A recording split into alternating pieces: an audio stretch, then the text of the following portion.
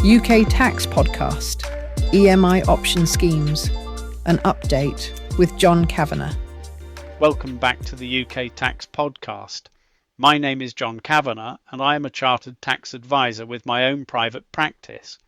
I mainly advise other professional advisors, but also private and business clients.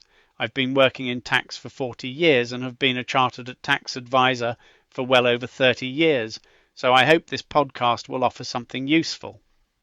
In this episode, I'm looking at enterprise management incentive schemes, commonly known as EMI options. EMI is one of the most flexible and tax-efficient employee share schemes available in the UK.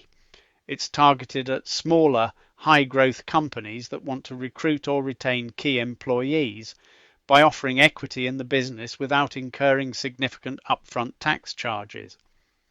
EMI options allow employees to acquire shares in their employing company at a fixed price, normally the market value at the time of grant. If certain qualifying conditions are met, the employee will pay no income tax or national insurance when the option is granted or exercised.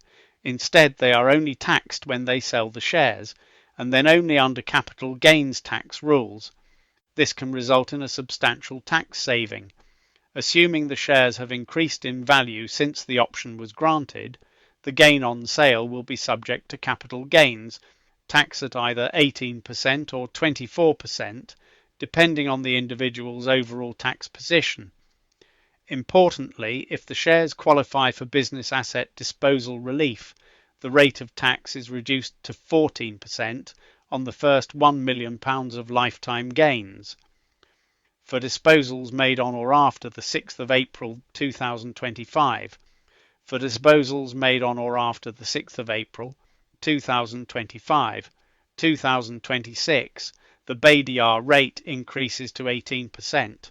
To qualify for business asset disposal relief, in the case of EMI, the employee must have held the EMI option for at least 2 years before the shares are sold, and the other conditions must be met throughout the relevant period.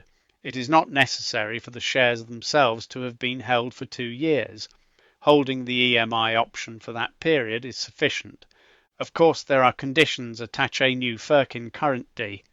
EMI options can only be granted by companies with gross assets of £30 million or less, and with fewer than 250 full-time equivalent employees.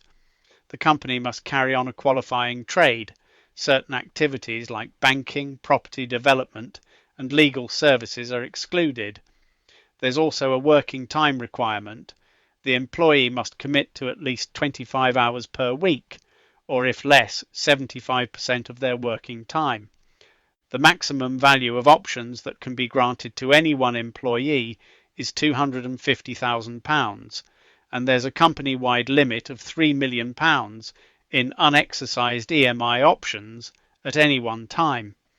The option agreement must be in writing, and options must be exercised within 10 years of grant. HMRC must also be notified within 92 days of grant using the online ERS system. Failure to do so will disqualify the option. Another advantage of EMI schemes is that they can be structured with performance conditions or time-based vesting, giving employers control over when and how shares are acquired.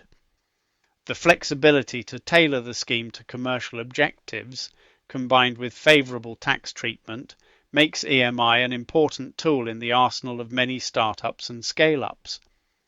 One planning point is to agree the market value of the shares with HMRC in advance of granting the options. This gives certainty and protects both the company and the employee from unexpected tax liabilities. The valuation must be submitted to HMRC's Shares and Assets Valuation team, and the agreement is typically valid for 90 days, provided circumstances haven't materially changed. In terms of exit strategy, EMI options can be aligned with a future sale of the company, often the intended liquidity event. If exercised just before the sale, and provided the option was granted at least 2 years earlier, the resulting gain should qualify for BADR. That said, Careful timing and record keeping are essential, particularly where due diligence processes may require proof of qualifying status. It's also worth noting that EMI shares are eligible for inclusion in the employee's estate for inheritance tax purposes unless further planning is undertaken. However, in many cases, business property relief may be available to reduce the IHT exposure. To summarise, EMI options offer a highly tax-efficient way to incentivise and retain key staff in smaller businesses.